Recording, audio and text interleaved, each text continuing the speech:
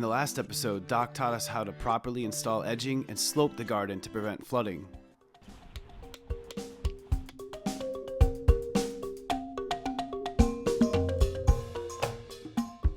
So it's probably best to use a hard rake, but I'm using a leaf rake because I forgot the hard rake.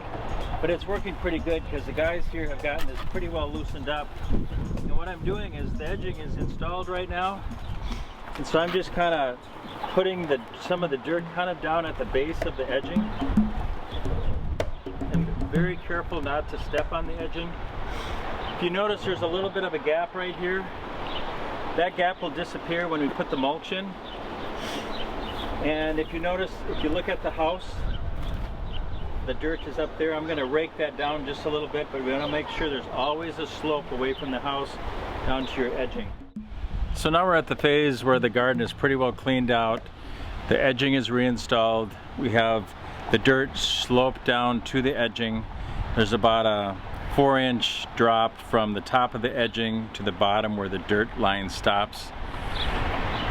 Because it was so invasive with weeds, I typically don't like to use plastic, but in this application we're going to, because the weeds are going to come right back again.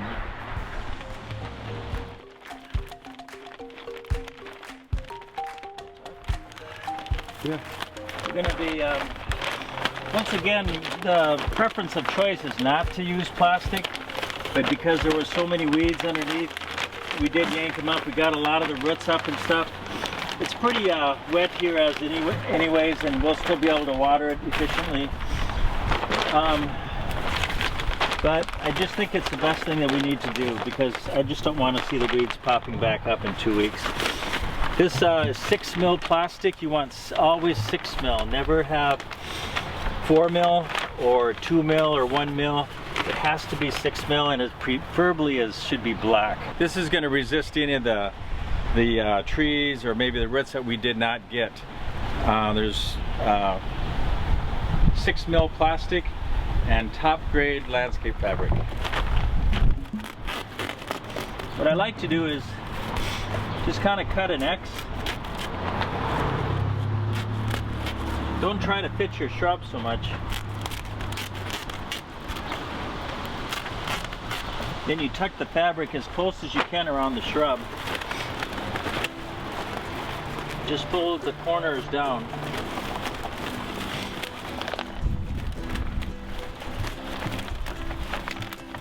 Then you'll be putting the mulch on top of that.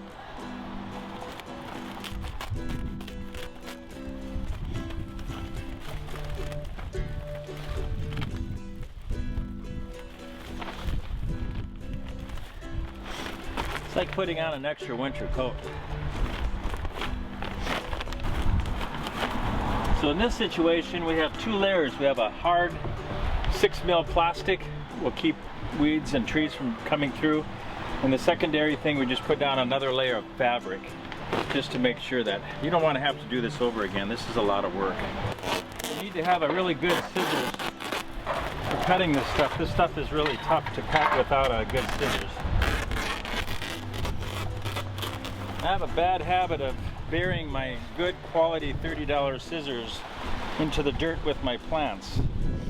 So I'm trying to make a mental note of putting it in my pocket when I'm done. For temporary use, we're going to just take some nails here.